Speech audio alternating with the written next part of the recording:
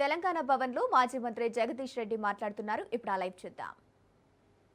KCR engineer, yes KCR ఇంజనీర్నే చెప్పిండు. కేసీఆర్ ఎప్పుడు కాళేశ్వరం నాకు సంబంధం లేదని చెప్పలే. కాళేశ్వరం నా సృష్టి అని చెప్పిండు.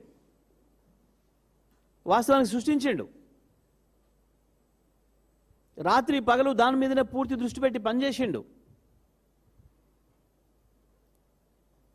పొద్దున లేచింది మొదలు ఆఫీసులోకి రాగానే మొట్టమొదటి కాళేశ్వరం చూసిండు. పడుకునేటప్పుడు చివరి నిమిషంలో కూడా కాళేశ్వరం చూసిలో పడుకున్నాడు. ఆ రకంగా 3 సంవత్సరాలు పూర్తిగా తన ఆశా శ్వాస అంతా కూడా కాళేశ్వరం అయ్యింది.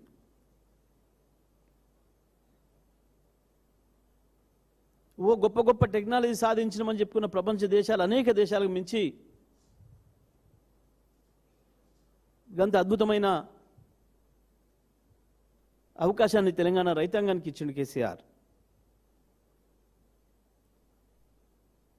కానీ ఇవాళ దాని మీద ఆధారపడ్డ అనేక మిషన్ భగీరథ పథకాలకు, మంచినీళ్ళకు సంబంధించిన మిషన్ భగీరథ పథకాలకు సంబంధించిన అనేక రకమైన రిజర్వాయర్లు ఉన్నాయి. వాటి సోయి కూడా లేకుండా ఇవాళ మంచినీళ్ళను కూడా అందియలేని దుస్థితిలో ఉన్నారు. హైదరాబాద్ ప్రజలు ఇవాళ కొత్త తరం ప్రజలు, అది పల్లెటూర్లలో, తెలంగాణ గ్రామాలలో కావచ్చు, పట్టణాలలో కావచ్చు, హైదరాబాద్తో సహా కొత్త తరం పిల్లలకి మంచినీళ్ళు రావు అనే సంగతే తెలియదు. కరెంటు పోదు, మంచినీళ్ళు రావు అనే మాట లేదు. కానీ ఇవాళ సిగ్గు ఎగ్గు లేకుండా హైదరాబాద్లో కూడా మంచినీళ్ళు కాపాడుకోండి, నీళ్ళు ఇవ్వలేమని చెప్పుకుంటున్న సిగ్గు తప్పిన ప్రభుత్వం. నీళ్ళు సేవ్ చేసుకోండి. మళ్ళా పూర్వకాలంలో కేసీఆర్ రాకముందు డ్రమ్ములు, బకెట్లు, బిందెలు, చెంబులు, ఆఖరి గ్లాసులలో కూడా నీళ్ళు ఎట్టయితే నింపి దాచిపెట్టుకున్నారో హైదరాబాద్ ప్రజలు, పట్టణ ప్రజలు మీ అందరికీ మళ్ళీ పాత జ్ఞాపకాలు వస్తున్నాయి. పల్లెలతో సహా పల్లెల్లో మరి బోరుబావుల దగ్గరికి కిలోమీటర్ల కొద్ది నడిచిపోయి గంటల తరబడి కరెంటు కొరకు ఎట్లా వెయిట్ చేసి నీళ్ళు తెచ్చుకోరు ఆనాడు బిందెడు మంచినీళ్ళు. ఇవాళ మళ్ళీ తెలంగాణ ప్రజలకు ఆ విషయాన్ని గుర్తు చేస్తున్నారు. నీళ్ళు దాచిపెట్టుకోండి. మళ్ళీ ట్యాంకర్ల దందా మొదలైంది. హైదరాబాద్తో సహా పట్టణాలు, పల్లెలను తేడా లేకుండా మళ్ళీ ట్యాంకర్ల దందా మొదలైంది. సిగ్గుండాలి ప్రభుత్వానికి. ఇంతింత పొడుగు మాటలు మాట్లాడుతున్నాడు ఒకడొకడు. అవే బూతులు, అవే చెత్తవాగుడు. ముఖ్యమంత్రి 2.5 ఏళ్ళైనా ఇంకా నేర్చుకోలే. పరిపాలన అంటే ఏందో తెలియదు. ప్రజల పట్ల సోయి లేదు. కొత్తవి సృష్టించలేవు, కొత్తవి తేలేవు. నీతో కాదు, నీకు ఆ జ్ఞానం లేదు. కానీ కనీసం కేసీఆర్ ఇచ్చిపోయినాయి అయినా కొనసాగించవచ్చు కదా.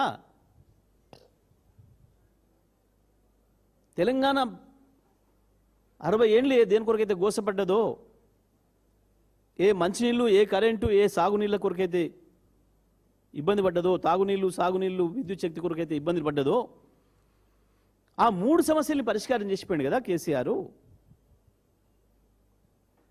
మంచిగా కట్టిన ఇల్లు పెట్టిన పోయి నీకు అప్పచెప్పిండు కదా. ఒక్క దాంట్లోనంటే ఒక్క దాంట్లో వాగినవు చెత్తవాగుడు అంటే కేసులు, జైళ్ళు, నీకు అనుభవం ఉన్న పనులు. ఇక మూసుకో, ఇప్పటికైనా అన్నీ మూసుకొని వెంటనే ఆ కాళేశ్వరం పంపుల్ని ప్రారంభం చేసే ప్రయత్నం చేయి. ఒక్క డీజీ కన్నేపల్లిలోని ఒక డీజీకి నిమికంచెలు చెప్తే చాలు, ఇవాళ ఆన్ చేయడానికి సిద్ధంగా ఉన్నాడు. కన్నేపల్లి పంప్ హౌజులు కేసీఆర్ కట్టేటప్పుడే చెప్పిండు. నడెండకాలంలో ఏప్రిల్, మే నెలల్లో కూడా ప్రాణహిత ఆ పేరే పెట్టింది, అద్భుతమైన పేరు పెట్టిండ్రు దానికి. ప్రాణహిత ఎప్పటికీ నీళ్ళు ఇస్తుంది. గోదావరి ప్రాణహిత కలవడం కంటే ముందు పై ప్రాంతం ఎండిపోతుంది, సంవత్సరానికి 6 నెలలు ఎండిపోయి ఉంటుంది. ప్రాణహిత కలిసిన తర్వాతనే గోదావరి జీవనది అవుతుంది. అందుకే దానికి అక్కడనే మనం ఒడిసిపట్టుకోవాలి అని చెప్పి మేడిగడ్డ దగ్గర బ్యారేజ్ కట్టింది, కానీ కన్నెపల్లి పంప్ హౌస్ పెట్టింది. కానీ ప్రాణహిత వచ్చి ఎదురుగా కలిసే చోట, గోదావరి కలిసే చోట ప్రాణహితకి ఎదురుగా పెట్టినాడు. ఆ దారాన్ని చక్కగా తీసుకొచ్చుకొని కన్నెపల్లి నుంచి లేపుకోవాలి నీళ్ళు అని. ఈ జ్ఞానం నీకు రాదు, 100 జనంలో ఎత్తినా. ఇక రైతులను ప్రేమిస్తే, తెలంగాణ భూముల్ని ప్రేమిస్తే వచ్చే ఆలోచన అది. నీలాంటి మూర్ఖులకు భూమి కనపడంగానే దానికి 4 రాళ్ళు బాతి గీతలు కొట్టి 10 రూపాయలకు ఎక్కువ కమ్మక దొబ్బే బేరగాన్లకి ఉండదు ఈ జ్ఞానం.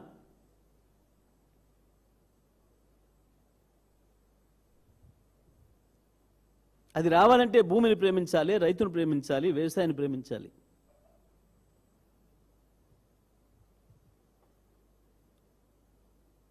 తెలంగాణ తేవడానికి ఎంత తపన పడ్డాడో అంతకు మించి తెలంగాణ భూమి ప్రతి ఇంచును సస్యశ్యామలు చేయడానికి అంతకు మించిన భగీరథ ప్రయత్నం చేసిండు కేసీఆర్. అందుకే సాధ్యమైంది, అది సాధ్యం చేసి చూపించిండు. తెలంగాణలో